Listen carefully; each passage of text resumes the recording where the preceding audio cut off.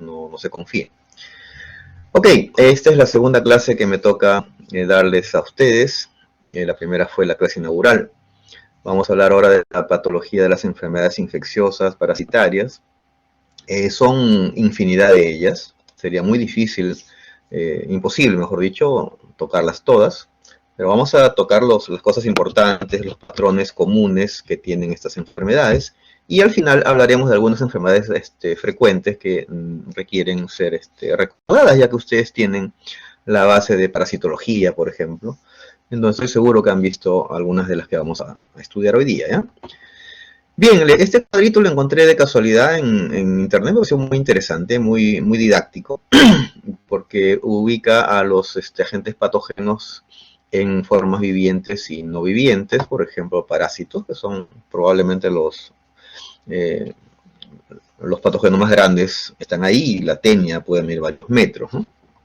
Los protozoarios, que son seres unicelulares, los hongos, que ya son multicelulares, ¿no? Formando estructuras arborescentes usualmente, y las bacterias, que son probablemente una de las más antiguas que han habitado el planeta y que son hasta ahora causa importante de enfermedades, ¿no? Causa de muerte incluso, a pesar de los antibióticos y todo eso. Y los virus, que como ustedes saben no viven por sí mismos, sino que requieren infectar a una célula como si fueran parásitos intracelulares para ejercer sus efectos que veremos a continuación. También los priones en la enfermedad de Creutzfeldt-Jakob, que se puso de moda hace unos años, ¿no? Y que ahora vamos a verlos ya no en los dibujitos que vieron en el slide anterior, dibujos. Estas son fotos o microfotografías, algunas de ellas retocadas, por cierto, de los mismos gérmenes, ¿no? Las tenias enormes de metros, protozoarios, hongos, estreptococos, virus, y los priones fotografiados a la microscopía electrónica, ¿no? Algunos patógenos son parecen sacados de películas de terror, ¿no? Si ustedes miran bien, ustedes ven una mosca a veces por la casa y pues no llama la atención. Mírenla de cerca para que vean. Bien, un poco bromeando con el sentido de la presencia. Esa foto que ven ahí la tomé hace unos ciclos con una promoción como la de ustedes, ¿no? Siempre terminábamos tomándonos fotos al final del ciclo, ¿no? Al final del curso. Y esa es una de aquellas fotos que a mí me trae recuerdos muy buenos, porque estábamos, como ven, ahí todos felices, ¿no? Riéndonos. Y sirve para... mi intención al mostrar esta foto es recordarles que cada uno de nosotros está rodeado de estructuras, de patógenos, de seres vivos y no vivos, los virus, que están esperando, están al acecho para causarnos alguna enfermedad. Miren, ahí están los protozoarios, perdón. Están los protozoarios, los priones, los virus, las bacterias, los hongos, por supuesto también hay vectores, ¿no? Que nos transmiten los virus, por ejemplo, parásitos, y que nos acompañan, viven con nosotros, están en nuestra piel, en nuestro cabello, en los folículos pilosos, están en las cavidades corporales, boca, estómago, vagina, recto, conducto auditivo externo, fosas nasales. No hay lugar prácticamente de nuestro cuerpo que no tenga gérmenes, claro, excepto los lugares, los santuarios, ¿no? Los tejidos propiamente dichos, en fin, ¿no? Pero todos los espacios naturales, tubo digestivo, vía urinaria, genital, etcétera, superficie corporal, están llenos de gérmenes. En este momento ustedes, si pudieran hacerse un raspado de su piel, por ejemplo, y llevarlo a un microscopio rápido, van a encontrar que están llenos de gérmenes. Y no es que nos hayan bañado todos los días o que yo no me haya bañado el día de hoy, sino que así son. Están alrededor, se posan en nosotros y nosotros seguimos trabajando, haciendo las cosas y no nos damos cuenta de que están allí. Yo siempre bromeo con ese detalle, ¿no? La soledad no existe, ¿no? Siempre estamos acompañados. Es más, los que nos acompañan son millones, ¿no? Alrededor nuestro. Que no los veamos es otra cosa, pero están ahí con nosotros. Es más, algunos viven con nosotros felices de la vida y nosotros también felices con ellos. La biota intestinal, por ejemplo, ¿no? Ya vimos en la clase anterior que nos provee de vitamina K y nosotros le damos nutrición, alojamiento y calor y casita, ¿no? En el intestino. y viven felices con nosotros. Y nosotros vivimos felices con ellos, ¿no? Que es lo más interesante, ¿no? Simbiosis se llama. Así que cuando piensen que están solos, recuerden que hay un montón de ácaros dándoles vueltas por ahí, ¿eh? Una enfermedad infecciosa debe cumplir con estos 4 postulados, que son los postulados de Koch o Koch, K-O-C-H, el mismo del bacilo de Koch o Koch, en donde lo único que hace estos enunciados que van a ver es que permiten definir que un germen causó una enfermedad y pasó a otra persona, a otro ser sano y causó la misma enfermedad. Es decir, cerró el ciclo. Miren lo que dice el postulado. Primero, se lo voy a leer. El microorganismo sospechoso de ser patógeno debe estar presente en todos los casos de enfermos y no debe estar en los sanos, obviamente, ¿no? No está sano, no está sano. Segundo, ese microorganismo debe cultivarse, es decir, debe poder obtenerse de la lesión y ponerlo en una cajita de Petri y darle nutrición, alimento para que crezca ahí el germen, fuera de la persona. Se obtuvo del enfermo, se saca de él, se coloca en una cajita, se le cultiva. 3. Esas células de ese cultivo deben causar la misma enfermedad en animales sanos. O sea, ahora de esa cajita sacan el germen y se lo inyectan a un animal sano. Y ese microorganismo debe ser aislado de ese animal que antes estaba sano y que va a estar enfermo y debe ser idéntico al primero, ¿no? O sea, no es muy complejo esto de entender. Sin embargo, conlleva una simplicidad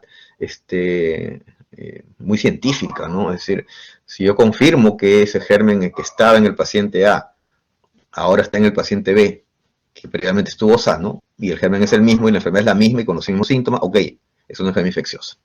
Interesante, ¿no? No hay que hacer cosas complejas para pasar a la historia, ¿no? Entonces, esa es la definición de infección, ¿ya? Y dependiendo de los gérmenes que tenemos, bacterias, virus, parásitos, hongos, etc., y con el sufijo emia, que significa sangre, hay otros conceptos como bacteriemia, bacterias en sangre, viremia, virus en sangre, parásitos en sangre, hongos en sangre. Tanto así que el término septicemia, fíjense que es una bacteriemia con cuadro clínico. Ah, caray, eso significa que hay bacteriemia sin cuadro clínico, sí. Sí las hay.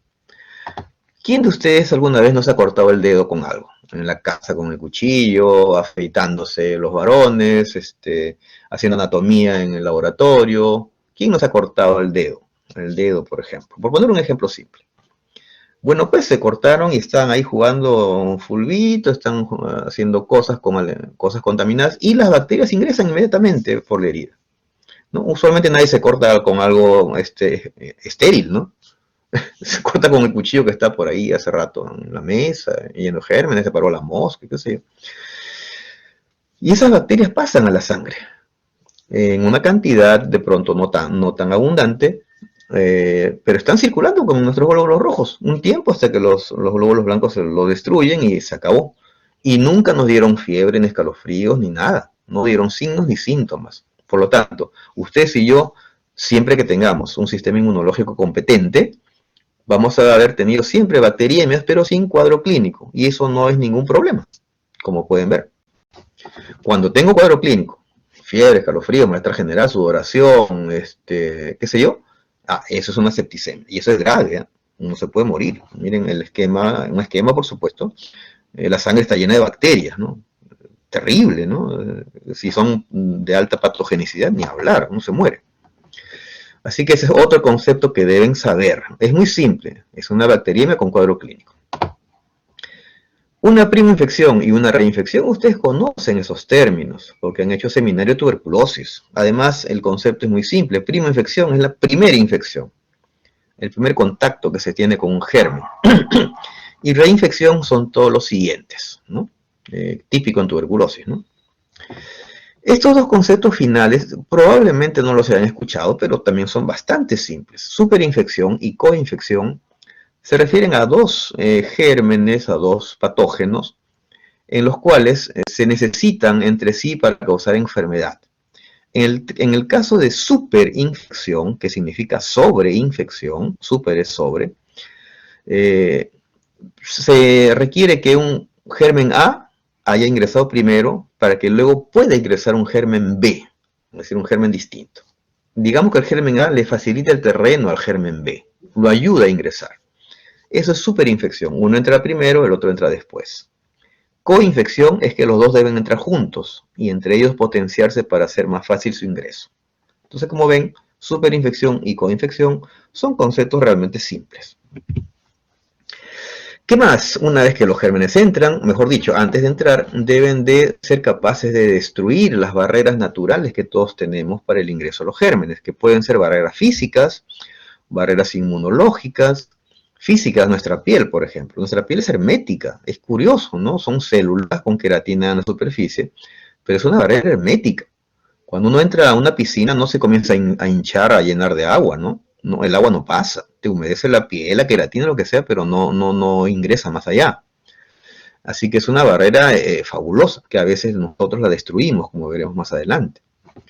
Y así ocurre también con las cavidades naturales, la fosa nasal, la vía respiratoria, hay moco, el moco como moco es útil para detener el ingreso de gérmenes, eso lo saben ustedes muy bien en histología. Pero bueno, una vez que el germen logra atravesar las barreras naturales, va a pasar o a la vía linfática o a la vía sanguínea y a través de ella puede llegar al órgano que se le dé su gana, ¿no es cierto? A cualquier órgano. Aquí hemos pues el libro, el esquema pone 6 órganos, pero bueno, pues puede ser a cualquier lugar, ¿no? Hasta lo más extraño, hueso, meninges, qué sé yo. Y ahí se van a ubicar en espacios o extracelulares o intracelulares. Intracelulares, su nombre lo dice, ¿no? Dentro de la célula. Y extracelulares, bueno, pues en el intersticio, en la linfa, que es el espacio intersticial de la sangre, del tejido sangre, o encima de los epitelios de las células, etcétera. Y he puesto un cuadrito con algunos ejemplos de células, perdón, de gérmenes que ustedes deben revisar, ¿ya? Entonces, ¿qué tan fácil se le hacemos al ingreso de los gérmenes? Van a ver que ahora nosotros mismos contribuimos a las enfermedades infecciosas. Entonces, ustedes y yo tenemos mecanismos de defensa, ¿ya? Barreras a la invasión. ¿Y qué ocurre cuando se pierde esa barrera? Por ejemplo, la queratina de la piel, ¿no? Ustedes han hecho histología, ya acá les puse la fotito, ¿no? Esa queratina de la piel que tenemos nosotros es una barrera hermética prácticamente al ingreso de cosas, de gérmenes, de parásitos, de patógenos. Pero si nos afeitamos todos los días, en el caso de los varones, o algunas damas también se afeitan algunas zonas anatómicas, o nos hacemos tatuajes y nos perforamos la piel, o nos inyectamos cosas extrañas con una aguja, ya saben a qué me refiero, o las chicas, disculpen que generalice, pero en general las que se hacen esos tratamientos de la piel para que se vea más suave, más tersa, más hermosa, etcétera.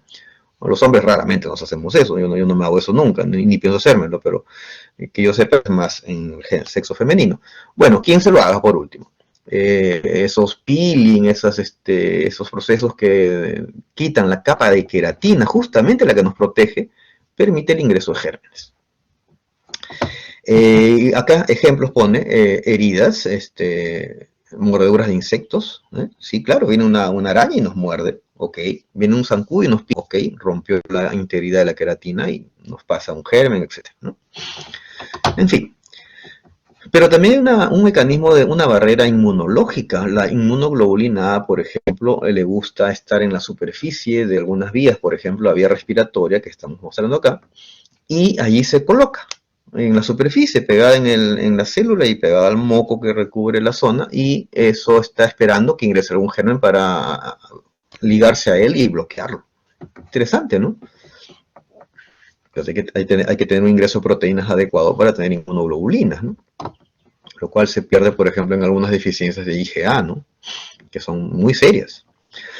¿Qué más? A ver, ¿quién no ha tenido una gripe en su vida? Una gripe de esas que, como decía una amiga, no es nada elegante lo que decía, ¿no? Yo le digo, hola, ¿cómo estás? Luchita, ¿qué tal? Acá me decía, puro mocos. Esa era su frase, puro mocos. Los médicos tenemos que acostumbrarnos a términos y no solo a oír, sino a ver cosas no agradables, ¿no? Desagradables. Probablemente a nadie le guste pues ver a una persona con secreción nasal, ¿no? Con mocos o con expectoración verde amarillenta, purulenta, ¿no? Que parece, no sé. Okay. A nadie le gusta seguramente, Pero ¿saben qué? El moco que reviste nuestra vía respiratoria es un mecanismo de defensa. Y cuando nos da una gripe y nos hace secretar más moco, en realidad es un mecanismo de defensa, la secreción de moco. Y todo el mundo lo quiere eliminar, ay, y se suena la nariz, y tose, y la pectora, y lo que quieran. Pero ese hecho mismo de producción, hiperproducción de moco, es un mecanismo de defensa. ¿Mm? Entonces, eso es bueno tenerlo. Es una barrera a la invasión. Por ejemplo, la vía respiratoria es el cuadrito, ¿no? Y cuando una persona fuma, los jóvenes, por ejemplo, están fumando, bueno, cualquiera, pues disminuye ese mecanismo. ¿Mm? O si tienen la mala suerte de tener esta enfermedad muy mala, que es la fibrosis quística, igual.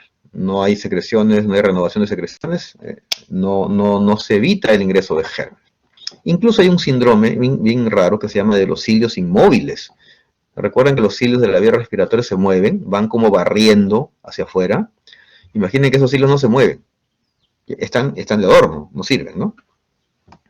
Así que alégrense de tener moco alguna vez en su vida en exceso porque se están defendiendo de una infección, de la presencia de un patógeno. ¿Qué más? Miren, bacterias comensales, o sea, gérmenes que viven con nosotros, biota intestinal, biota vaginal, etc. Están ahí ocupando un lugar. Y el solo hecho de ocupar un lugar físico evita que ingresen otros gérmenes patógenos que no tienen dónde entrar y no se anidan fácilmente ahí. La sola presencia de estas bacterias por ejemplo, en vagina o en intestino de la persona, es una barrera de protección. ¿Qué pasa cuando al paciente le dan un tratamiento antibiótico potente, ¿no? Y barren con estas pobres bacterias que viven con nosotros? Después le queda el terreno libre a las bacterias patógenas que siempre sobreviven al tratamiento antibiótico, porque son resistentes. Imagínense. Por ejemplo, miren, la microbiota vaginal, en donde hay lactobacilos de varios tipos, ¿no?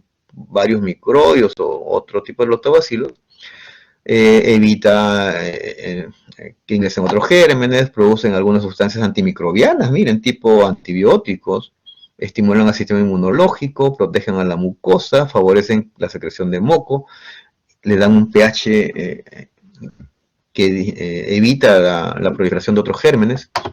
Y eso a veces lo cambia, en el caso vaginal, por ejemplo, con esas famosas duchas vaginales, entre comillas, de higiene, etcétera, que pues obviamente no son recomendadas, ¿no? Salvo que lo haga un médico y con un mecanismo específico, una finalidad específica, ¿no?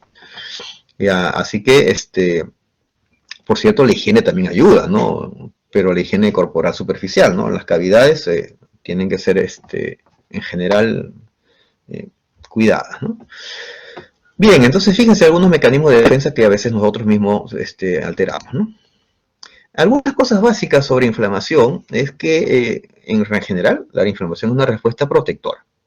Es decir, no es que sea mala, por lo tanto no hay que estar tomando antiinflamatorios al primer dolorcito que tenemos. Dejen que el cuerpo haga su trabajo, ¿no? ¿Qué más? Dice, la inflamación y reparación pueden causar lesiones adicionales. Sí, eso es cierto. Cuando la inflamación se sale de control, causa daño. Se genera contra un germen y termina afectando al epitelio del órgano, por ejemplo, ¿no? Eso lo vimos incluso en la primera semana de laboratorio, en la famosa amigdalitis crónica. Los linfocitos salían a matar al hongo de la cripta de la amígdala y en el camino destrozaban al epitelio. ¿Qué más? La inflamación aguda, típicamente por polimorfonucleares, ¿ya?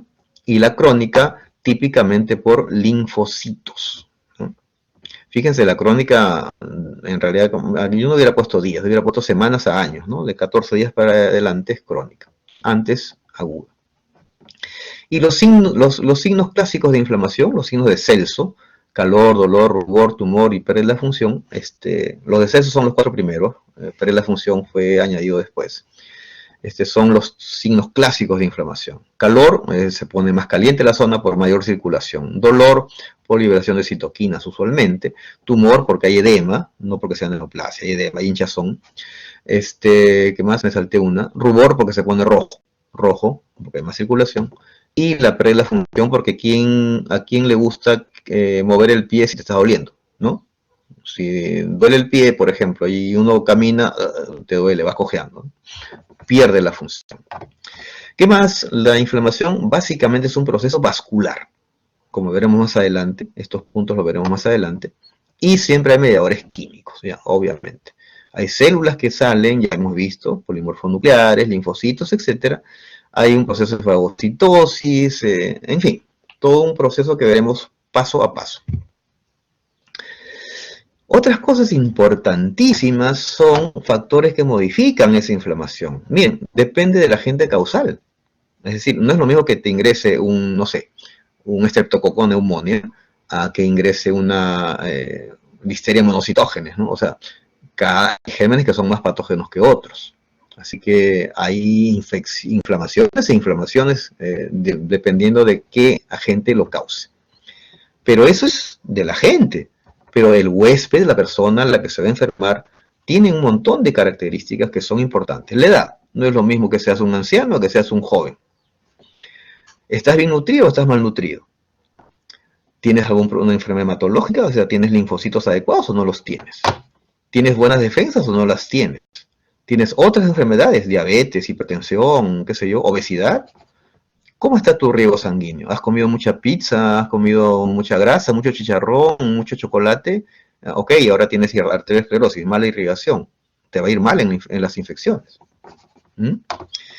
Y los tejidos que no tienen vasos, también hay una inflamación, por ejemplo, córnea y endocardio, que usualmente van más lentas porque no hay vasos sanguíneos, pero luego puede haber un proceso inflamatorio que puede dañar incluso la conjuntiva y cicatriz en la córnea, que siendo transparente normalmente, con una cicatriz se pone blanca y dejas de ver, porque impide el paso de la luz. Por poner un ejemplo, que veremos más adelante, por cierto. A ver, he escuchado a muchas personas quejarse de estar... Adelante, diga, hable. A ver, ¿quién levantó la mano y no quiere hablar? A ver. Nadie. Ya pues, no me hagan eso ya. Si van a hablar, hablen, no hay problema. Yo siempre he escuchado a muchas personas, estoy solo, quisiera estar con alguien, no sé qué, porque, bueno. Bromas aparte, la soledad no existe, como les dije al inicio, ¿no? Siempre estamos acompañados, siempre. Es más, los que nos acompañan son más que nosotros. Millones de gérmenes y seres. Yo sé que esto implica un poco de sarcasmo de pronto, refiriéndose a compañía humana, ok, pero créanme, a veces es mejor estar solo que mal acompañado, definitivamente. Fíjense que esta clase, este cuadro que habla de las clases de patógenos humanos y sus hábitats, desde donde viven, aquí tenemos desde los más grandes, miren, 10 metros, paratenias, mintos, los protozoarios, que son unicelulares, los hongos, las bacterias, micoplasmas, rickettsia, clamidia, virus y priones, que son los más chiquitos hasta ahorita, agentes infecciosos, y no son seres vivos, que pueden causar una serie de enfermedades, que ahí se las dejo para que las revisen, porque ya las estudiaron en parasitología. Microbiología también. Las bacterias, tenemos montones. Tenemos las piogénicas, las que producen pus, clásicamente estafilococo dorado, ¿no? O los estreptococos neumonía, que causan neumonía, o el Neisseria meningitidis, que causa meningitis, o Neisseria gonorrea, que causa gonorrea, ¿no? Espero que no hayan salido premiados con eso. ¿Qué más? Otras gram negativas clásicas, Escherichia coli, y así. Una lista enorme, y esta es una lista limitada incluso de algunos gérmenes, de algunas bacterias que causan enfermedad, ¿no? Revísenlas, ustedes lo han estudiado con toda seguridad en sus cursos de microbiología y parasitología. Microbiología. Virus, algunos virus selectos, como dice acá, ¿no? Porque no son todos. Tenemos agrupados en virus respiratorios, fíjense, adenovirus, rinovirus, influenza, virus incital respiratorio. Digestivos, ahí están otros digestivos, el rotavirus típico en niños, el de hepatitis, todo desde la A hasta la E, erupciones sistémicas, ¿no? Varicela, simple, etcétera. El famoso citomegalovirus que veremos en el laboratorio esta semana, Epstein-Barr. El Epstein-Barr, recuerden, es el virus de la mononucleosis infecciosa, la enfermedad del beso. Ya, si ya se besaron por ahí con alguien, ya por ahí de pronto tienen su Epstein-Barr. Bueno, espero que nunca tengan HIV, ¿no? Complicado eso. Virus hemorrágicos como el del dengue y la fiebre amarilla. virus que causan verrugas y cáncer como el papilomavirus, y así, ¿no? Acá, un ratito, no.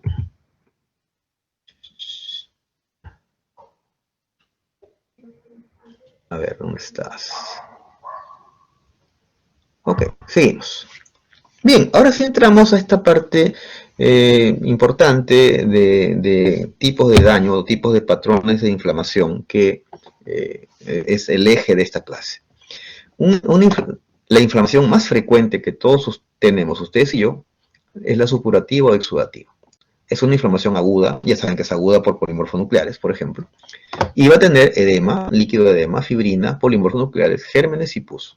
Polimorfos vivos y muertos, gérmenes vivos y muertos. Y todo eso forma la famosa pus. ¿Quién no ha tenido alguna vez, por ejemplo, el acné, que es un tipo de esta inflamación, o cualquier herida infectada que termina en pus, como esta que ven acá?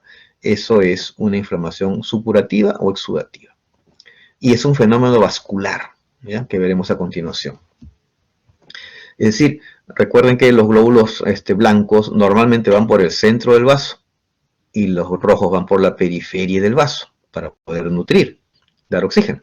Pero cuando hay inflamación ocurre al revés. Los glóbulos blancos se van a la periferia, se pegan a la célula endotelial, van rodando, encuentran un espacio para salir, se llama diapédesis, y se ubican acá, salen del vaso.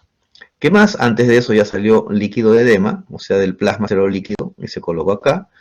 Después del fibrinógeno de la sangre salió fibrinógeno, se convirtió en fibrina, que son estas líneas marrones. Y recuerden que acá estaban las bacterias esperando.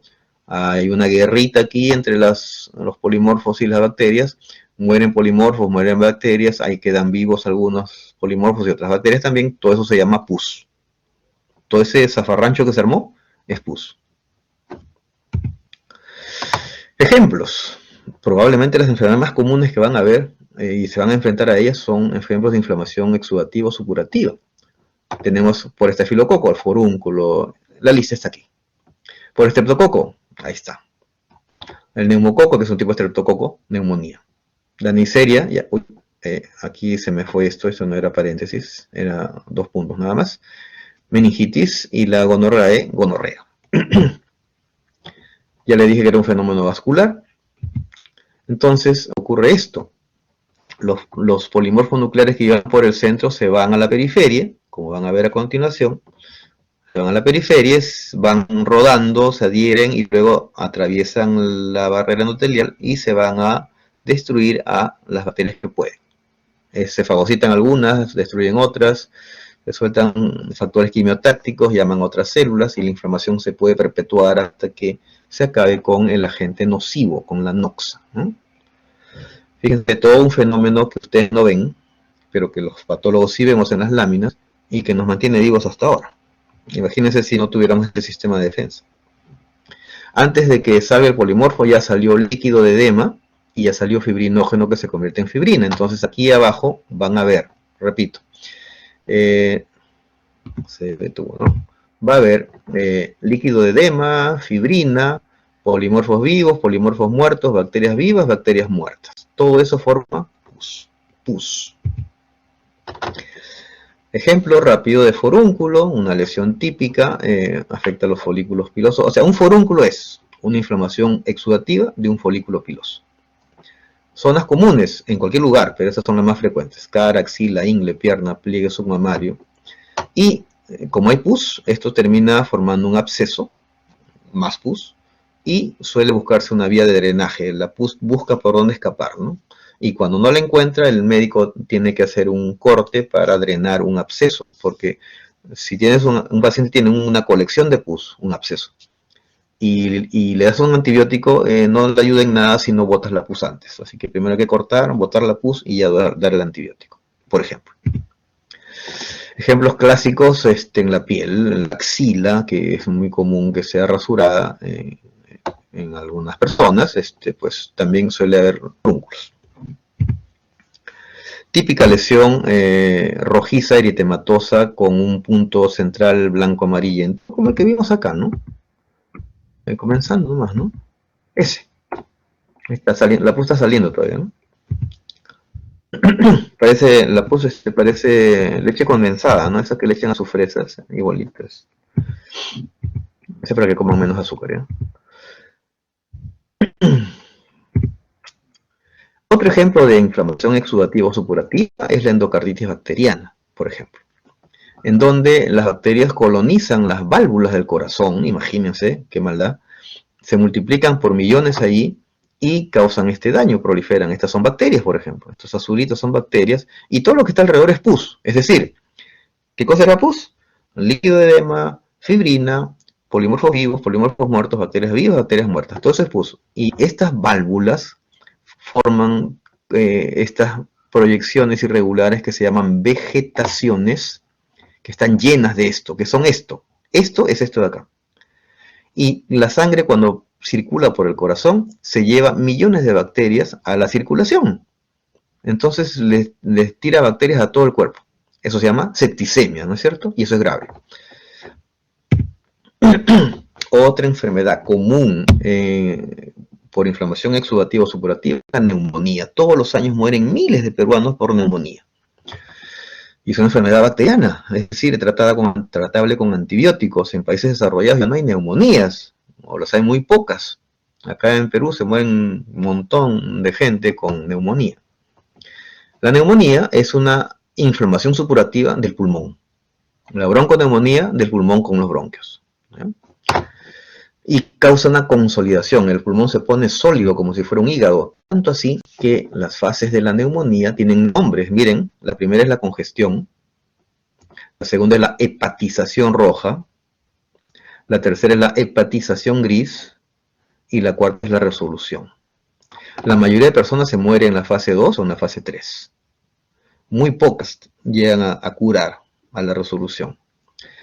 Fíjense, ¿por qué se llama hepatización? Esto significa hígado, ¿no es cierto?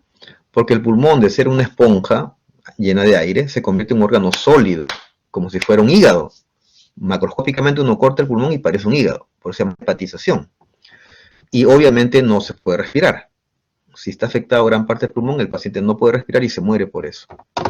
Se complica con abscesos, montones de pus, empiema, que es cuando el absceso sale y rodea el pulmón, la cavidad pleural, se mete a la cavidad pleural, y por supuesto septicemia, ¿no? Porque el pulmón está lleno de bacterias y la sangre circula en el pulmón y se las lleva las bacterias a todo el cuerpo. Bueno, esta cosa la veremos más adelante o en patología especial. Aquí está una foto de un paciente que ha muerto por neumonía en un pulmón. Fíjense, toda esta zona llena de pus. Eso que ven amarillo ahí, como leche condensada, es pus. En varios sitios, además, ¿no? Se murió, pues. Y la histología, fíjense, este es un alveolo, este es parte de otro alveolo, este es parte de otro y parte de otro. Ustedes dirán, profe, pero usted no está hablando ¿cómo se llama? De líquido de edema, me está hablando de fibrina, de polimorfos, de bacterias, y no, eso no se ve. ¿Sí se ve? Claro que sí. Ahorita lo van a ver. Los espacios claros, líquido de edema. Los hilos que ven aquí, como si fuera una tela de araña, del hombre araña, esos son los hilos de fibrina. Los polimorfos, ahí están los polimorfos. Algunos están vivos, otros están muertos, ok. Las bacterias no se ven, no porque no estén, sino porque la coloración de H no sirve para ver bacterias. Si le hacemos una coloración de Gram, vamos a ver las bacterias. Miren cómo se ven bien bonitos los hilos de fibrina, ¿no? Parece una malla, ¿no? Así que sí, ahí está. Todo esto que les he dicho es pus. Y eso caracteriza la inflamación exudativa o supurativa. Por supuesto, miren cómo están los tabiques con los vasos capilares llenos de sangre, congestivos, etcétera, ¿no? En el alveolo debía ocurrir el llegar el aire y ustedes podían respirar, ¿no es cierto? Ahora, ¿qué aire va a entrar si está lleno de pus? Pues se mueren los pacientes porque no pueden respirar. Aparte por la septicemia, ¿no? Otra inflamación idéntica, supurativa, pero una meninge se llama meningitis piogénica, por ejemplo, por Neisseria meningitidis, como hemos visto en el cuadro. El encéfalo, las meninges se llenan de pus. Qué cosa tan espantosa debe ser eso. Es gravísimo eso. Pus. Eso que ven ahí cubriendo como una mantequilla al tejido cerebral es pus. Pus, es decir, líquido de edema, fibrina, bacterias vivas, bacterias muertas, polimorfos vivos, polimorfos muertos. Todo eso a pus como mantequilla, está aquí cubriendo todo el encéfalo. ¿Cómo no se va a morir el paciente? Ahí está la definición. Causa hipertensión endocraniana, que esta es la triada clínica de hipertensión endocraniana. Edema, papiledema bilateral, papila óptica, ¿no? Hay que hacer una tomoscopio para mirar la papila, que está en el fondo del ojo. Ya le enseñarán. El paciente vomita en proyectil, vomita con mucha fuerza, el vómito sale a distancia, y dolor de cabeza. La famosa triada de la hipertensión endocraniana. ¿Eh? Signos de infección: fiebre, escalofríos, malestar general, etc. Si hay pus en las meninges, el líquido cefalorraquídeo estará lleno de gérmenes, pues se ve turbio. La glucosa disminuye en el líquido cefalorraquídeo, eso se llama hipoglucorraquia. Hipoglucorraquia. Las bacterias se comen la glucosa. La pus está en el surco, está en todos sitios en realidad, y la mayoría se muere. Sin embargo, los que sobreviven la pasan peor todavía. Yo sé que nada es peor que la muerte, ok, pero imagínense que donde hubo pus, incluso en la base del cerebro, donde están todos los pares craneanos, donde hubo pus, al final termina habiendo cicatriz. La cicatriz, la fibrosis, termina aprisionando, comprimiendo los nervios craneanos. Entonces te afecta el nervio craneano de un lado, el olfatorio, el óptico, el motor ocular común, te afecta el facial, te afecta lo acústico. O sea, terminas medio sordo con la parálisis facial, con la lengua desviada, con el ojo, un ojo a la derecha, el otro a la izquierda. O sea, tu vida a partir de ahí casi no es vida, ¿no? Es terrible eso de la fibrosis leptomeningia como consecuencia de una meningitis biogénica, supurativa, por supuesto. Miren la pus, cómo está ahí cubriendo todo el encéfalo. Pobre paciente, ¿cómo no se va a morir con eso? Acá la base del cerebro llena de pus. Ya saben lo que es la pus, ¿no es cierto? Líquido de edema, fibrina, bacterias vivas, bacterias muertas, polimorfos vivos, polimorfos muertos.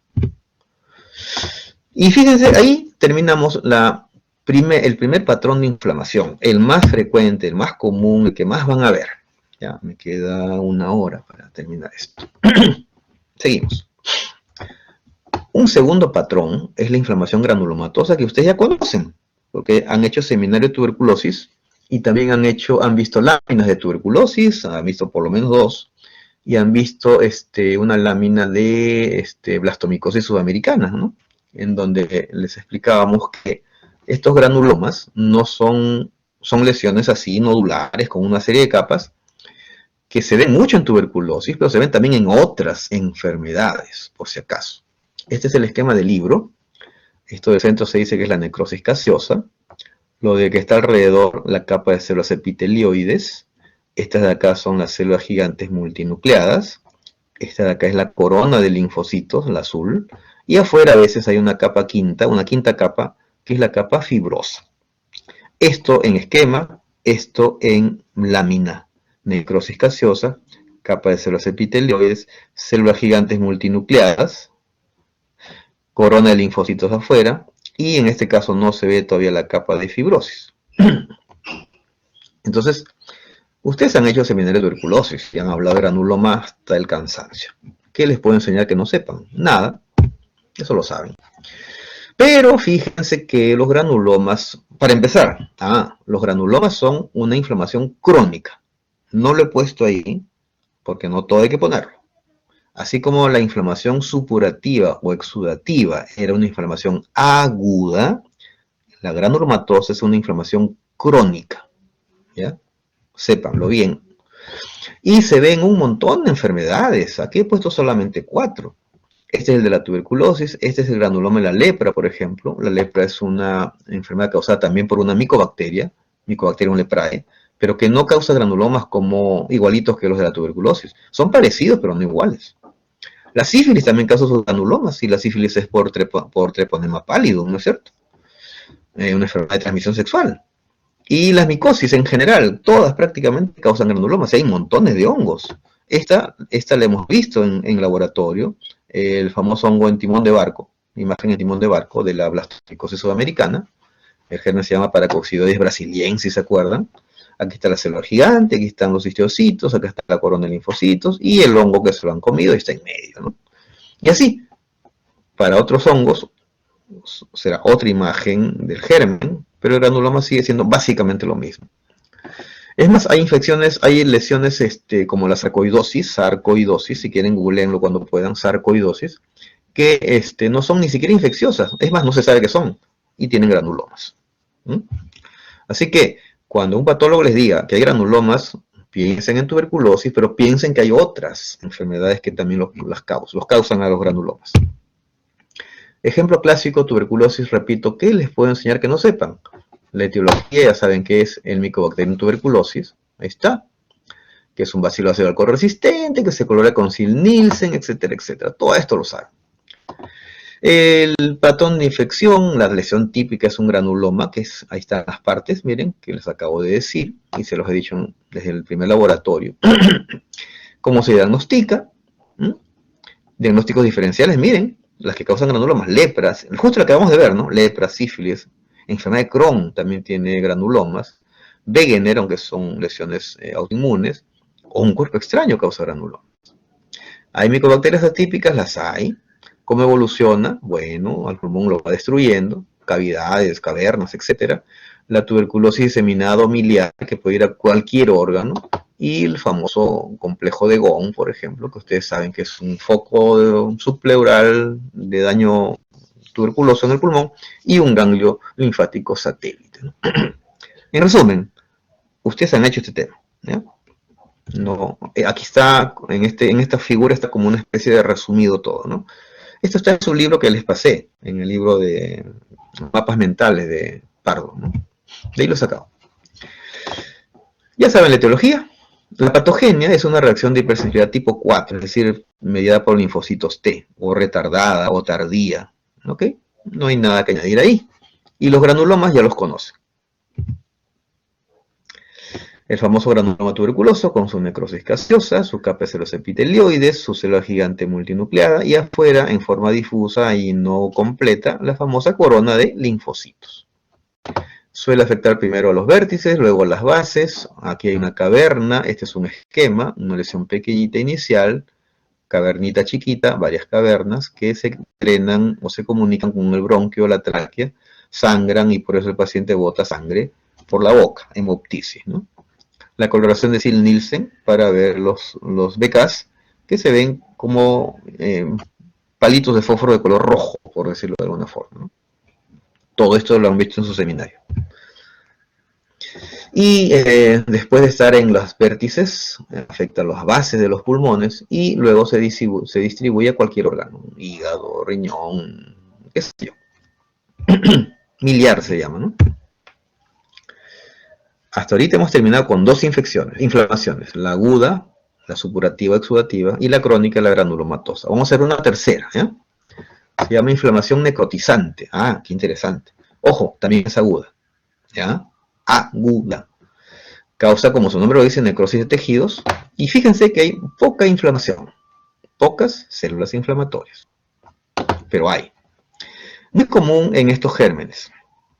Estos dos, este de acá se ve en Perú, este es muy raro, este de acá mucho más común, el Clostridium difficile o Clostridium perfringens. La enfermedad característica de este tipo de inflamación es la colitis pseudomembranosa. Es una de ellas, ¿no? Pero la más conocida, la más interesante desde mi punto de vista. Colitis, inflamación del colon. Pseudomembranosa, hay una falsa membrana. Es esta de acá que están viendo, ¿ya? Siempre dice que un médico poco, disculpen que lo diga, poco inteligente, da un tratamiento antibiótico excesivo frente a una infección que podía controlarse con un antibiótico común, le da un gran antibiótico, la clásica, ¿no? Llegan las o los, disculpen que haga un estereotipo, visitadores médicos, hombres o mujeres, y te pintan pajaritos, ¿no? Con un antibiótico nuevo que ha salido. Claro, ese antibiótico cuesta 100 soles la pastilla y la amoxicilina vale un 50 céntimos, ¿no? Con amoxicilina podría curar, pero te venden la idea de que si usas el más caro es mejor. Bueno, pues a veces eso está muy mal. Así que ustedes no se dejen impresionar cuando sean médicos por los visitadores médicos, sean hombres o sean mujeres. Y la forma de hacerlos caer es muy fácil en realidad. Cuando van las damas van súper arregladas, es una atracción física la que les venden, y cuando van los caballeros también, ¿no? Los caballeros van, escogen gente a propósito, ¿no? Y van donde las doctoras, ¿no? Y las doctoras quedan embobadas con los patas y pues al final terminan recetando lo que no deben recetar. Eh, es es un consejo de amigo que ustedes escuchen a todos, pero que utilicen su criterio médico para dar un tratamiento a un paciente que se puede morir si hacen un mal tratamiento. Cuando se usa un antibiótico de amplio espectro, muy potente para una infección banal, ¿no? Destruyen la flora, lo que les dije hace un rato. Al destruir la biota, por ejemplo, en bacterias como Clostridium difficile, que es muy resistente y que encuentra el terreno libre para crecer, porque ya no hay biota, produce una toxina que destruye el intestino y lo necrosa. Y eso es lo que forma la famosa falsa membrana. Esto que ven aquí es esto de acá, la falsa membrana. Usualmente afecta a ancianos, ¿no? Y otras enfermedades o con defensas bajas. Este es un caso mío, yo le tengo en mis manos este espécimen, es más, lo publicamos porque no es común. Y esta cosa blanca que ven aquí es la pseudomembrana. Miren la pared del colon súper hermosa y congestiva, roja, ¿no? Esta paciente se murió. Y estas fotos son tomadas de ahí mismo, ¿ya? De ese caso. Y tenía las lesiones típicas. Miren, así empieza la lesión. Hay una pequeña destrucción del epitelio, a través de la cual sale fibrina, polimorfonucleares, ahí está encima. Y luego fíjense lo que pasa. Esta lesión se llama lesión en volcán, porque típicamente tiene esta forma elevada y es como si una glándula estuviera explotando, ¿bien? Explotando. ¿Qué cosa está saliendo? Fibrina, edema y polimorfonucleares, ¿eh? Pero aquí la glándula se ve completa todavía. Pero miren acá, en esta otra foto que sigue. Solo se ven las partes de abajo de las glándulas, ¿ven? Las de abajo. Las de arriba ya no se ven. O sea, toda esta mitad de arriba se muere. Todo este tejido se muere, más lo que salió en el volcán. Todo eso forma la falsa membrana. Y de ahí el nombre, colitis pseudomembranosa, con una falsa membrana. Interesante, ¿no? Entonces vamos hasta ahorita 3 tipos de infección, ¿ya? De inflamación. ¿Ya? Dos agudas, una crónica. ¿Por qué les he puesto esta foto, este esquema, esta figura, mejor dicho? Porque vamos a empezar a hablar de una inflamación que se ve más en virus. Y acá hay un esquema de algunas formas comunes de virus. Y acá un resumen que está en su Robbins, ¿ya? De cómo es que un virus ingresa a una célula a través de un receptor, se decapsula, se mete al núcleo y ahí comienza a tomar el control del núcleo para hacer lo que él quiere hacer, lo que el virus quiere hacer. Por ejemplo, sintetizar proteínas virales que causan alteraciones metabólicas, que causan muerte celular o fusión de células. Miren que causan neoplasias, que produce sus antígenos virales para la superficie, o sus virus hijos, o las famosas lesiones citopáticas o inclusiones virales que van a ver hoy día en su laboratorio, esta semana en su laboratorio, y que son el resultado de la acción viral. Al final la pobre célula revienta, muere y los virus hijos salen a hacer lo mismo en las células vecinas, ¿no? Los virus son realmente ejemplos biológicos fabulosos de sobrevivencia temporal, luego se quedan como un ADN encapsulado, se meten a otra célula y replican otra vez, ¿no? Interesantísimo. Acá les he puesto un cuadrito muy general de qué son infecciones virales. También está en su libro que les di, el Mapas Mentales, ¿ya? Y se los he puesto para que lo revisen ustedes con paciencia. Pero miren, ahora que está de moda, miren aquí por favor, virus respiratorios, y miren quién está al final. Este libro, no ha sido hecho en la pandemia de coronavirus, ha sido hecho antes, bastante antes, ¿eh? Estoy hablando del 2010, creo, ese libro es más o menos. Todavía el coronavirus, es este coronavirus que nos llegó. En otras palabras, siempre existió coronavirus y siempre nos da un problema respiratorio con lesión pulmonar difusa y neumonía viral y muerte. Lo que pasa es que el último coronavirus es una mutación súper infecciosa de estos antiguos coronavirus y con una alta mortalidad, ¿no? Por eso ha hecho una pandemia de la cual, gracias a Dios, ustedes y yo somos sobrevivientes, ¿no? Pero el coronavirus ha existido de siempre, por si acaso, ¿ya? Así que a seguirnos cuidando, porque esto todavía no ha pasado. Entonces, el virus, el cuadro del virus, las fotos, los esquemas anteriores del virus eran porque venía la inflamación intersticial. Ah, ¿qué es eso? Es una inflamación crónica, en donde hay células plasmáticas, linfocitos, histocitos y destrucción del tejido muy poca. Ejemplo típico, los virus, por eso los puse. Pero también por algunas bacterias intracelulares, algunas espiroquetas o algunos parásitos intracelulares. Bueno, ¿qué es el intersticio? Es el espacio entre una célula y otra, ¿no es cierto? Ustedes dirán, bueno, pero si la inflamación afecta el intersticio y no afecta a la célula importante, pues no tengo mucho problema. No, no, fíjense que no es así. Imaginen que ustedes son células, ustedes, y yo también, ¿ya? Yo soy una célula, ustedes son una sola célula. ¿De dónde obtienen su oxígeno para vivir? Del medio extracelular, o sea, del intersticial. ¿De dónde obtienen sus nutrientes? Del medio intersticial. ¿Hacia dónde eliminan sus desechos? Hacia el medio intersticial. Si algo ocupa el espacio intersticial de ustedes, o sea, lo que les rodea, el espacio que a ustedes les rodea en este momento, si algo viniese y ocupase ese lugar, ¿de dónde sacarían comida? ¿De dónde sacarían oxígeno? ¿Hacia dónde miccionarían? ¿Hacia dónde defecarían? Todo eso se les va a acumular. Les va a faltar nutrientes y oxígeno y van a ir muriendo poco a poco. Por lo tanto, dañar el intersticio es bastante serio, ¿ya? Y ese es justamente un ejemplo de las famosas neumonías virales, como la del coronavirus. Fíjense, esto que ven acá, que parece un hígado, es un pulmón. Y dirán, pero profe, el pulmón debiera verse como una esponja, sí, pues, pero acá se ve sólido. ¿Por qué? Porque hay una neumonía intersticial, que se ve así, lleno de linfocitos, histocitos, células plasmáticas, todo homogéneo, sólido, como si fuera un órgano sólido, y es un pulmón.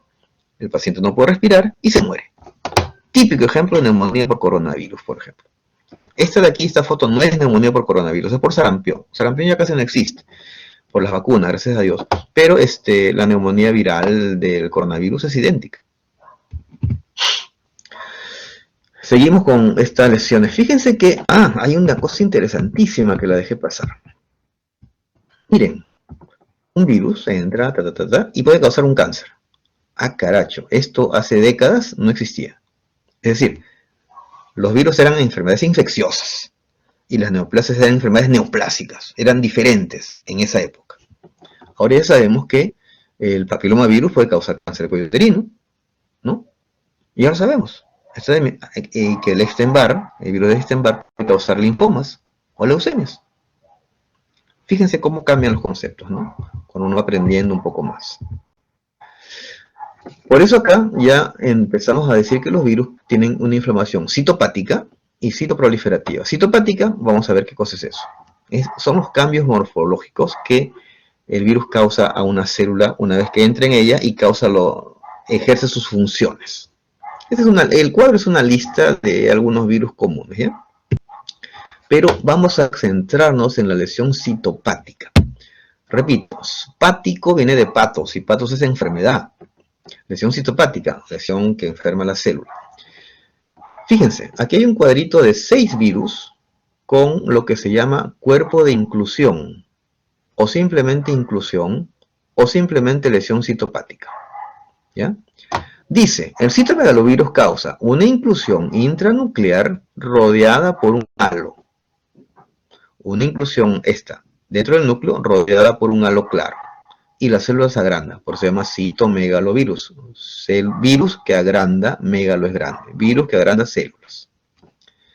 Esta imagen, esta célula debe haber sido un macrófago, común y corriente. Y miren cómo está ahora. Se puso más grande y apareció una inclusión dentro del núcleo rodeada por un halo claro.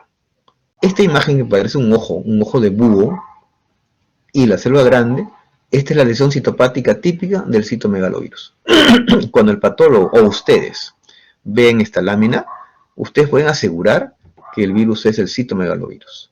No porque estén viendo al virus, el virus no se ve al microscopio óptico, se ve al microscopio electrónico. No lo estoy viendo, pero estoy viendo el desastre que causó, y ese desastre es tan característico que 100% digo, este es citomegalovirus. Punto. Eso se llama lesión citopática. La rabia, que es una enfermedad viral también, causa, miren, inclusiones en el citoplasma, redondeadas y rojizas. Estas de acá. Esta es una neurona, por ejemplo.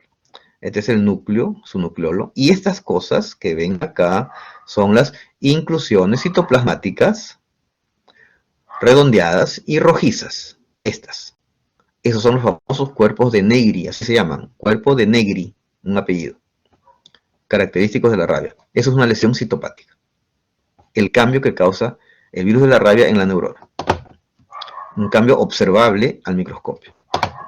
La hepatitis B, el virus de hepatitis B puede causar, fíjense, una lesión citoplasmática en los hepatocitos que se llama envidrio esmerilado. Ground glass hepatocyte. Envidrio esmerilado, que es algo así como... ¿Han visto esas lunas, esos vidrios que dejan pasar la luz pero que son opacos? Es decir, a ver, ¿cómo lo digo? Son como si estuvieran limados, un vidrio pavonado, deja pasar la luz pero uno no ve a través del vidrio, no ve imágenes nítidas, ¿no? Borroso se ve, ¿no? Algo así. El citoplasma se ve así, borroso. ¿Ya? Esa es una lesión citopática causada por el virus de la hepatitis B. Y se llama así, en vidrio esmerilado, vidrio limado, raspado. Otro virus del molusco contagioso, ese es un virus, causa inclusiones citoplasmáticas, o en el citoplasma, rojizas. Esta es de acá. ¿Ya? Este es el núcleo de la célula. Esta es la inclusión en el citoplasma. Acá, este es el núcleo. Esta es la inclusión en el citoplasma. ¿Ve? Inclusiones citoplasmáticas rojizas, eosinofílicas. El herpes simple causa esto, un núcleo polisegmentado, ¿no? Parece una canchita, una palomita de maíz, torcido en muchos sentidos, como ven acá, típico de herpes simple. Eso es una lesión citopática también, dentro del núcleo. Y el papovavirus es el grupo general que engloba el papilomavirus, como ustedes saben, y causa esta inclusión dentro del núcleo basofílica, rodeada por un halo irregular, y eso da origen al famoso coilocito que hemos estudiado, con ustedes incluso, con sus profesores en laboratorio, en la laboratorio de displasia de cuello uterino, por ejemplo. Entonces, fíjense, ahí les dejo un cuadrito de 6 virus con su inclusión o lesión citopática característica que tienen que aprendérsela, pues, ¿no? El herpes, por ejemplo, una típica esofagitis herpética, causa úlceras en el esófago, este es un esófago, se murió el paciente porque sangra de aquí, sangra, y cuando se toman biopsias de esa zona se ve esto. Estos son los queratinocitos del esófago, y estos son queratinocitos con la lesión citopática, miren, lesión citopática del herpes simple. Esta de aquí, un núcleo como si estuviera partido en pedacitos, ¿ya? Igual acá, miren, montones, ¿ven? Núcleos polisegmentados se les suele llamar. Pero ahí viene la parte más fea todavía. Los virus pueden causar citoproliferación, o sea, multiplicación de células. Las famosas verrugas que ustedes habrán visto en algunas personas son multiplicación celular. Ojo, cuidado, muchas veces pueden terminar en cáncer, en varios sitios. Y así como vimos en cuello uterino que el papilomavirus puede causar cáncer de cuello uterino y displasia, igual en cualquier tejido puede ocurrir esto. Sobre un tejido normal aparece una displasia, ahí está, displasia, ¿no? Aumenta la mitosis, se ponen más grandes las células, se desordenan un poquito más, un carcinoma in situ y luego un carcinoma que invade, que se llama carcinoma infiltrante. Eso hay virus que lo causan. Ejemplo clásico, papilomavirus humano, causando cáncer de cuello uterino. Este es un ejemplo de glándula, pero en el epitelio escamoso ocurre exactamente lo mismo. Cáncer de cuello uterino. Bien, entonces hasta aquí hemos terminado con los 5 patrones de lesión, ¿ya? De inflamación, perdón, ¿ya? Que deben conocerlos. Revisen bien, por favor, eso. Vamos a hablar de algunas enfermedades infecciosas que son de interés. Por ejemplo, las clamidias, que son unas bacterias gram negativas que viven obligadamente dentro de la célula. Como toda bacteria se vive por fisión binaria. Bueno, eso no es nuevo. Y causan tracoma, conjuntivitis, citacosis, varias enfermedades que iremos viendo en los siguientes slides. No se desesperen. Este es un Papanicolau común y corriente, y estas lesiones que ven ahí son causadas por las clamidias, por ejemplo. Una vaginitis por clamidias. Pero lo más común es el famoso tracoma y la citacosis. Tracoma, ¿qué cosa es un tracoma? Suena raro, ¿no? Es una conjuntivitis, es decir, la mucosa que revista al ojo y al párpado por la cara interna se llama conjuntiva, como ustedes saben. Es una conjuntivitis crónica, es decir, hay linfocitos, células plasmáticas, etc. Pero se forma un tejido de granulación, es decir, vasos sanguíneos con inflamación, que terminan en una cicatriz, es decir, colágeno, fibroblastos. Fíjense qué pasa con la córnea. La córnea que ustedes tienen y yo tengo es transparente para que deje pasar la luz y se ve el color del iris y podamos ver las imágenes. Pero si mi córnea está con una cicatriz blanca adelante, ya la luz no pasa y me quedo ciego de esa vista. Tendría que cambiarme la córnea para poder ver de nuevo antes que se atrofie la retina, ¿no? Eso causa la clamidia. Y la citacosis en realidad es una enfermedad de aves, es decir, una ornitosis, ornito es ave. Es una enfermedad de aves, pero que a veces pasa al humano. Ajá, yo siempre digo ahí en plan de broma y en plan serio, mitad en serio y mitad en broma, que es la venganza de las aves que tenemos cautivas en la casa. A muchas personas les gusta tener canarios, loritos, aves enjaulados. A ver, no hay nada más cruel que eso. Un ave es ave porque tiene alas, y tiene alas para que vuele, no para que esté en una jaula. No sean malos, no metan a un ave en una jaula. Si quieren escuchar el canto de los pajaritos, siembren árboles, siembren flores, y los pajaritos llegarán ahí a silbar y a hacer sus nidos y todo. Pero no tengan un animalito con alas en una jaula. Eso es cruel, realmente. ¿Ustedes creen que el pajarito en la jaula está cantando? No, los está maldiciendo en su idioma, ¿no? Suéltame, déjame libre, no me tengan aquí. ¿Se imaginan ustedes encerrados de por vida en un cuarto? Ya, eso le hacen ustedes a un pajarito encerrado en una jaula. ¿Ya? Háganle ver eso, a veces a las abuelitas les gustan sus canaritos ahí, a la mamá, háganle ver eso. Y hagan algo bueno, ¿no? Abran la puerta de la reja de la jaula y déjenlo ir, en realidad. ¿Ya? Ahí estarían haciendo algo bueno realmente. Bueno, pero mientras tanto, si lo tienen en la jaula, el pajarito se infecta por clamidia, ¿no? Es usual, y lo elimina en sus heces, en su caquita que suelta ahí en la jaula. Y claro, después va la abuelita o la mamá a limpiar y ya las heces se secaron, viene el aire, las hace que ellas se las respiren, va al pulmón y le causa una neumonía. La venganza del pajarito, ¿no? Una neumonía, el médico dice, neumonía, le damos su penicilina y se acabó el problema. ¡Pac! Se murió a los 2 días el paciente. ¿Qué pasó? Era una neumonía por clamidia. Y la clamidia es intracelular. Y el antibiótico no entra a la célula. ¿Ah? Así que hasta por ese lado del riesgo es mejor que no tengan aves en casa. Si las tienen, ya saben, suéltenlas. No sean cómplices de un acto de maldad con esas pobres aves. Otra vez el tracoma, conjuntivitis crónica, ¿no? Aquí está avanzando, miren, todo rojo, se está formando la cicatriz ahí, cosa tan terrible, ¿no? También la clamidia causa el linfogranuloma venéreo, que es una enfermedad de transmisión sexual, una infección de transmisión sexual, que puede afectar a varones como a mujeres. En las mujeres a veces causa muy poca molestia, más allá de un descenso o flujo vaginal que no molesta mucho, pero fíjense, está lleno de clamidia. Miren lo que pasa, presten atención.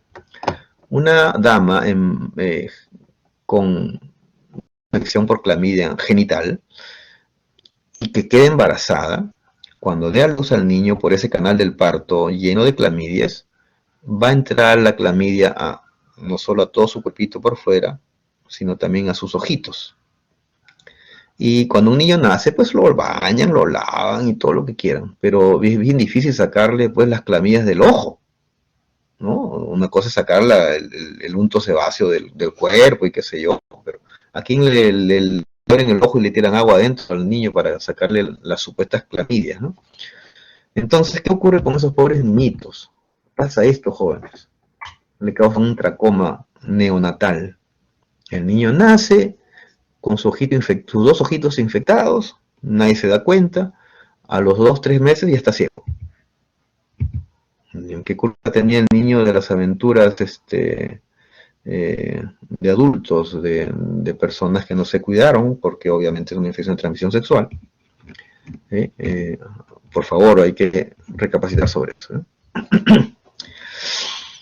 De su libro de mapas mentales, de patología, también he sacado este cuadrito que me parece genial, es muy bonito, un resumen de protozoarios y micosis. Protozoarios los estudiaron ustedes en parasitología, toditos. Este es un resumen muy chiquito.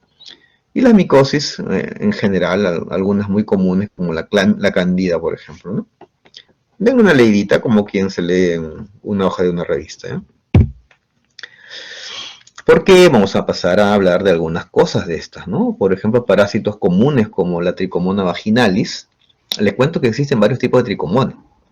Tricomona vaginalis, hay tricomona hominis, hay una tricomona que vive en la boca de nosotros, y sin dar molestias, por si acaso. No es porque hayan hecho travesuras y se les pasó una tricomona de otro lado. No, no, no, no, vive en la boca. Hay otra que vive en el recto, normalmente, ¿ya? Así que siempre con cuidado en eso, ¿ya? Así son, las tricomonas son protozoarios con sus flagelitos y todo, y causan una colpocervicitis. Colpo es vagina, o sea, inflamación de la vagina y del cuello uterino, colpocervicitis, por tricomona. Típicamente un flujo vaginal amarillento, sanguinolento, con un olor que una vez que lo huelen nunca más se olvidan, ¿no? Es un olor muy, muy penetrante, muy fuerte, muy, muy característico. Lo van a leer en ginecología y les juro que nunca más se van a olvidar. Nunca más. La próxima vez diagnostican una tricomona oliendo nomás, ¿no? Pasa la flaca tricomona. Ahí están, miren, son simpáticas, ¿no? Ahí le hubiera puesto música para hacer el baile de la tricomona. ¿Quién baila así? Miren, ¿eh? Y están en parejas todavía, ¿no?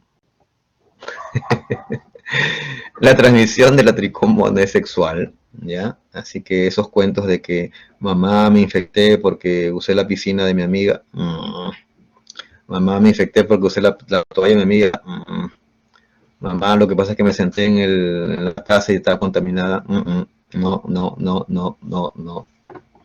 Falso, es siempre contacto sexual sin protección. Tengan mucho cuidado con su sexualidad ustedes, hombres y mujeres. La giardia de la que ya hablamos, no, van a hablar ustedes en el laboratorio, es esta típica formación. Miren qué bonitas son, ¿no? Esta me gusta, este GIF me gustó mucho porque me da la forma típica, ¿no? Visto de frente es así como una lágrima y visto de costado parece una media luna. Mírenlo cuando se da la vuelta de costadito, una media luna, ¿no? Linda esta giardia. Y ya saben que se contagia por las heces contaminadas de una persona que elimina trofosoditos que se enquistan, pasan a los alimentos, no se lavan, se los comen y se infectaron, pues.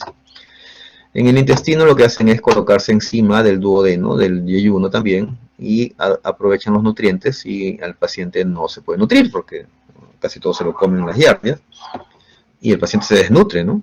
Y las heces salen con abundantes, con atorrea y grasas y un montón de cosas que ya les van a explicar en gastroenterología. En resumen, la giardia se coloca encima como si fuera un tapiz, ¿no? En el intestino, delgado básicamente, y evita la absorción de nutrientes por el paciente y se lo comen todos ellos. Esas giardias. Las giardias están gorditas y ustedes están flacos, ¿no?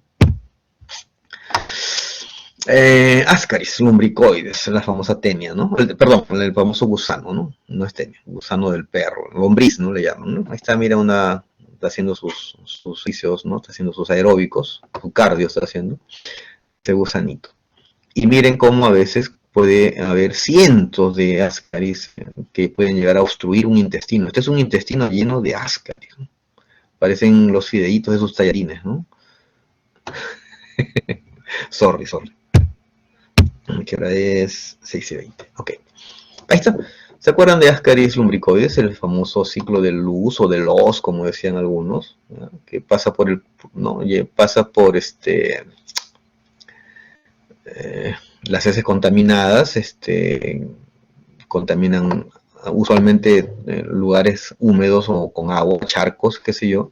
Hay que hacer la larva rabitoide, se convierte en larva filariforme. Ustedes van a hacer su campamento, van así en plan de conquista con un grupo, chicos, chicas, quieren impresionarla, se meten al charco a nadar un rato y se infectan con estas larvas filariformes. Esa larva luego ingresa por tubo digestivo, luego se da la vuelta por el pulmón y qué sé yo. ¿Ya? Así que ya saben, ¿ya? No se metan a los charcos.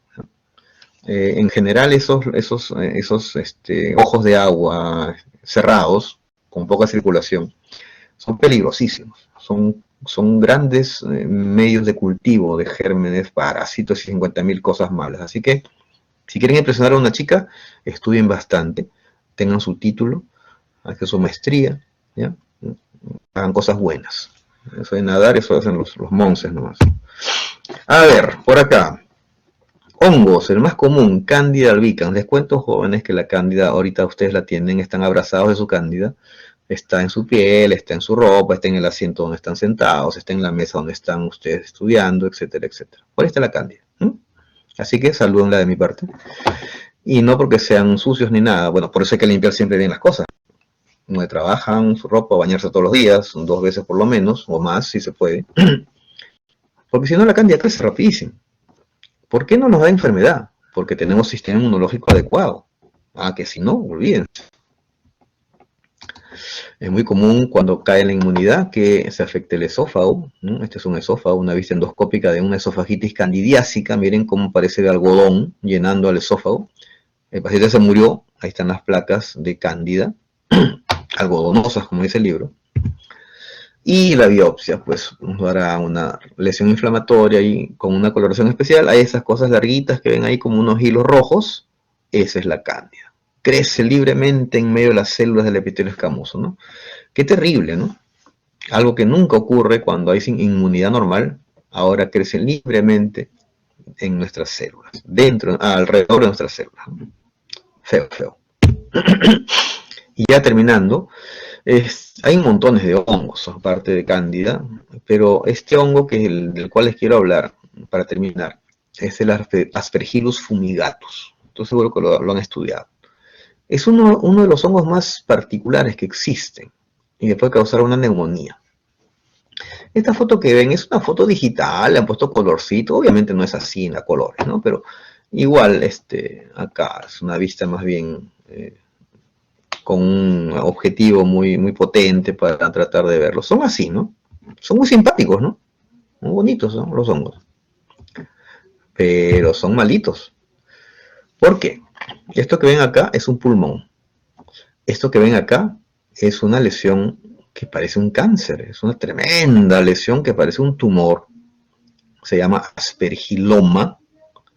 Y que para todos los efectos prácticos clínicos debuta en un paciente y el paciente baja de peso, el paciente respira mal, el paciente le hacen imágenes y sale tremenda lesión ahí en el pulmón, hacen la junta médica, los médicos dicen, no, esto es cáncer, hay que sacarle una biopsia, ¿no? ¿Para qué? Si tiene tremendo tumor, hay que sacar el pulmón, de una vez sácalo, y ¡pam! Le sacan el pulmón.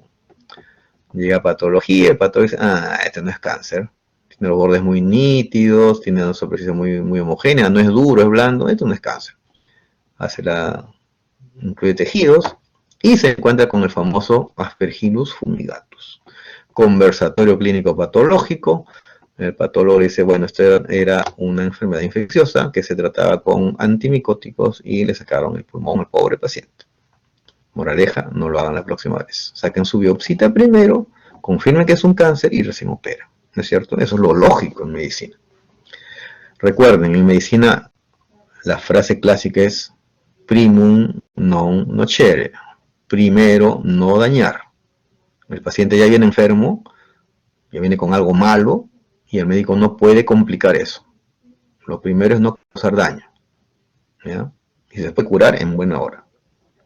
Bueno, pero aparte de eso, de causar este aspergiloma, que parece un tumor, una neoplasia, este hongo tiene una característica muy mala.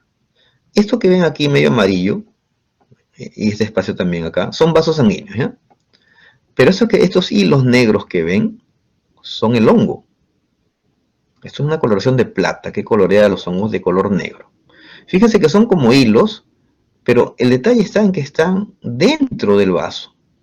Es más, fíjense aquí cómo están atravesando la pared del vaso. Esa característica del Aspergillus fumigatus, de atravesar las paredes de los vasos sanguíneos, es una característica fatal. ¿Por qué? Porque al ingresar dentro de los vasos, circulan con la sangre y se van a todo el cuerpo. Y el paciente se va a morir, pues. Y el tratamiento es bastante simple en realidad. Un antimicótico, bueno, con la dosis que corresponde, yo no sé la dosis, ya el mecanismo, la vía, lo que sea, lo saben los infectólogos, es una enfermedad curable. Entonces, hasta un hemocultivo permite hacer el diagnóstico. Entonces, vean que no todos los hongos son idénticos. Este Aspergillus y otro, por ejemplo, el Mucor, hay un hongo que se llama Mucor, M-U-C-O-R, Mucor, también tiene esta capacidad de invadir vasos sanguíneos. Y esos son bien, bien malos, esos hongos, ¿eh? Su pronóstico no es tan bueno como uno quisiera, ¿no? Creo que este es uno de los últimos slides. Así es. Y ahí le dejo un amiguito que está saludándolos. ¿Ya? Ahora ustedes saben que en internet hay de todo, ¿no? Es un nematodo, ¿no? Una tenia, no estoy muy seguro qué cosa es, sinceramente. Un alien, no sé. Pero bueno, eso es para que hoy ya se sueñen en la noche, ¿no? ¿Preguntas? ¿Alguna duda en general?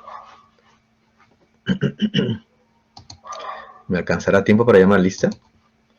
Ups. Diga, le escucho. Ah, están aplaudiendo. Muchas gracias. Son los primeros aplausos que son en silencio, ¿no? Por eso también extraño mis clases teóricas, porque en las clases teóricas contaba chistes y todo. ¿Qué me están poniendo? A ver, vamos a verlos. Están aplaudiendo. Muchas gracias. ¿Saben qué? Ustedes van a hacer la primera promoción que va a llevar el curso de patología especial en presencial. La doctora Gómez puso su carita feliz. Y ahí los voy a conocer. Si Dios quiere, si sigo vivo, por supuesto, nunca se sabe.